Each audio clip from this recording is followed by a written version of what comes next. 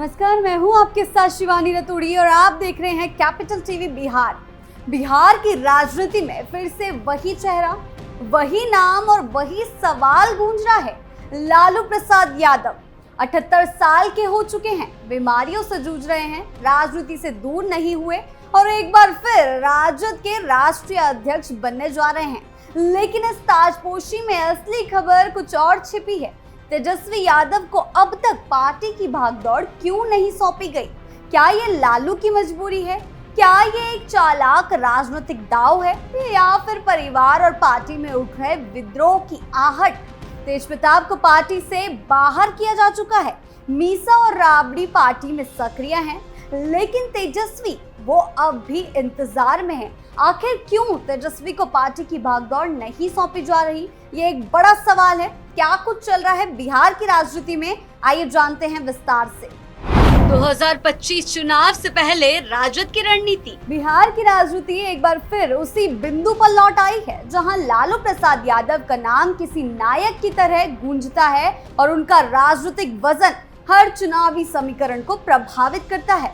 78 वर्ष की उम्र, गंभीर स्वास्थ्य समस्याएं और एक से अधिक बार जेल की सजा जैसी तमाम बाधाओं के बावजूद लालू यादव ने राष्ट्रीय जनता दल के राष्ट्रीय अध्यक्ष पद पर कई बार निर्विरोध वापसी की है। ये वापसी न केवल राजनीतिक इतिहास में एक मिसाल बन रही है, बल्कि यह भी साफ करती है कि लालू अब भी पार्टी के लिए अपरिहार्य हैं, या कम से कम ऐसा दिखाया जा रहा है। सवाल यह है कि आखिर किस वजह से तेजस्वी यादव, जो पार्टी के घोषित उत्तराधिकारी माने जा चुके थे, अब तक राजद की बागडोर नहीं संभाल पाए? क्या ये लालू यादव की मजबूरी है या एक गहरी रणनीति जिसके पीछे पारिवारिक असंतुलन, कोर वोट बैंक को साधे रखने की मजबूरी और राजनीतिक वक्त की नजाकत छुपी हुई है? लालू फिर बनेंगे राजद के राष्ट्रीय अध्यक्ष। लालू यादव के इस फैसले की घोषणा राजद के वरिष्ठ नेता अब्दुल बारी सिद्दीकी ने की, जिन्होंने कहा कि पार्टी की सभी औपचारिकताएं पूरी हो चुकी हैं और लालू ही पार्टी के अगुवा बने रहेंगे। 23 जून को लालू ने नामांकन भी दाखिल कर दिया है, यानी कि आज, और पार्टी के भीतर किसी ने कोई चुनौती नहीं दी। इस खबर को सुनते ही भाजपा की ओर से तीखी प्रतिक्रियाएं भी आई है। राष्ट्रीय प्रवक्ता अजय आलोक ने व्यंग्यपूर्ण लहजे में कहा है कि पार्टी में छोटे नवाब यानी तेजस्वी यादव को अब तक कमान नहीं दी जा रही है, क्योंकि डर है कि कहीं दारा शिकोह और औरंगजेब वाली कहानी घर में न दोहराई जाए। ये टिप्पणी जितनी तीखी थी उतनी ही सटीक भी कहा जा रहा है ऐसा, क्योंकि ये लालू परिवार के भीतर चल रही सियासी खींचतान की ओर इशारा करती है, जिसे पार्टी सार्वजनिक रूप से स्वीकार करने से बचती रही है। पार्टी में तेजस्वी को अब तक क्यों नहीं मिली कमान? राजद की स्थापना लालू यादव ने की थी और तब से लेकर आज तक वे पार्टी के निर्विवाद नेता बने हुए हैं। भले ही उन्होंने कई बार सत्ता की बागडोर राबड़ी देवी को सौंपी हो या तेजस्वी को विधानसभा चुनाव में चेहरा बनाया हो, लेकिन वास्तविक शक्ति हमेशा लालू के हाथ ही में केंद्रित रही है।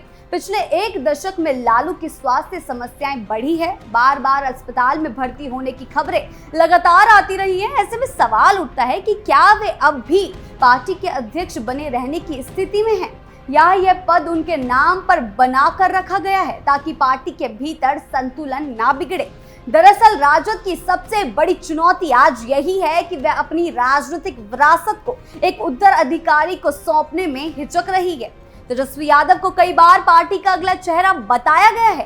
2020 के बिहार विधानसभा चुनाव में उनके नेतृत्व में राजद सबसे बड़ी पार्टी भी बनी थी और उन्होंने अकेले अपने दम पर चुनावी जनसभाओं से लेकर रणनीतिक गठजोड़ तक को संभाला था। फिर भी पार्टी की कमान आज भी आधिकारिक तौर पर लालू के हाथों में है। यह उस विरोधाभास को उजागर करता है जो राजद की राजनीति की सबसे बड़ी सच्चाई बन चुकी है। पुरानी छवि का मोह और नई नेतृत्व क्षमता पर अधूरा भरोसा। इस विरोधाभास की एक बड़ी वजह लालू परिवार के भीतर व्याप्त असंतुलन भी है। तेजप्रताप और तेजस्वी यादव के बीच कई वर्षों से चल रहा तनाव अब किसी से छिपा नहीं है। तेजप्रताप खुद को पार्टी में उपेक्षित मानते रहे हैं और कई बार खुले मंचों पर अपने भाई तेजस्वी की आलोचना भी कर चुके हैं। हाल ही में जब तेजप्रताप ने अनुष्का यादव के साथ अपने रिश्ते को सार्वजनिक किया तो लालू ने उन्हें पार्टी से 6 वर्षों के लिए निष्कासित कर दिया। यह निर्णय भले ही सार्वजनिक तौर पर अनुशासनात्मक कार्रवाई बताया गया, लेकिन अंदर खाने ये साफ संकेत था कि परिवार के भीतर असहमति एक खतरनाक मोड़ पर पहुंच चुकी है। इस निष्कासन के पीछे तेजस्वी को पूर्ण कमान सौंपने की राह में तेजप्रताप के संभावित विरोध की आशंका को भी एक कारण माना जा रहा है। तेजप्रताप ही नहीं, लालू यादव की बेटी मीसा भारती और पत्नी राबड़ी देवी भी पार्टी के भीतर सक्रिय हैं।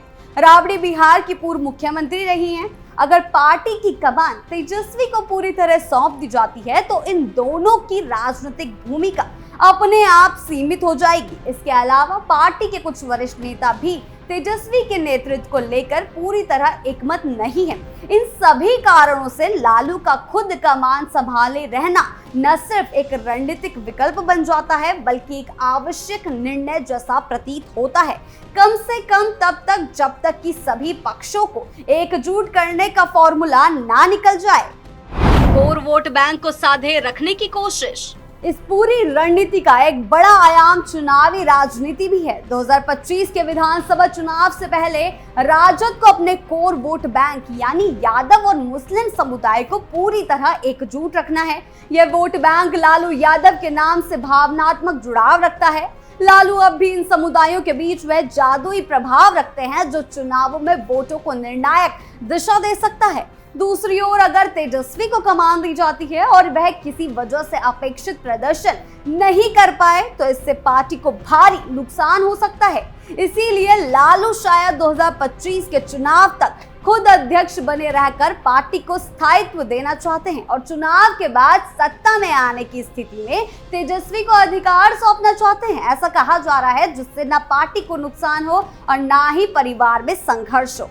इसके अलावा एनडीए खासकर बीजेपी विपक्षी दलों को वंशवादी राजनीति के आरोप में घेरती रही है। अगर अभी तेजस्वी को कमान मिलती है तो बीजेपी के लिए यह हमला और धारदार बन सकता था।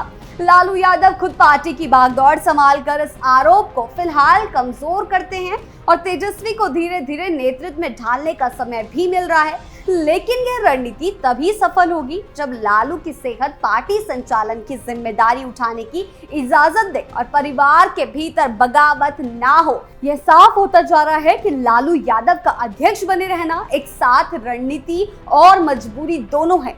पार्टी के भीतर असहमति को रोकना, कोर वोट बैंक को एकजुट रखना और तेजस्वी को धीरे धीरे पूर्ण नेतृत्व के लिए तैयार करना, ये तीनों एक जटिल सियासी संतुलन की मांग करते हैं। लेकिन यह संतुलन तभी कायम रह पाएगा जब लालू की राजनीतिक विरासत को तेजस्वी बिना किसी आंतरिक चुनौती के आगे बढ़ा सके।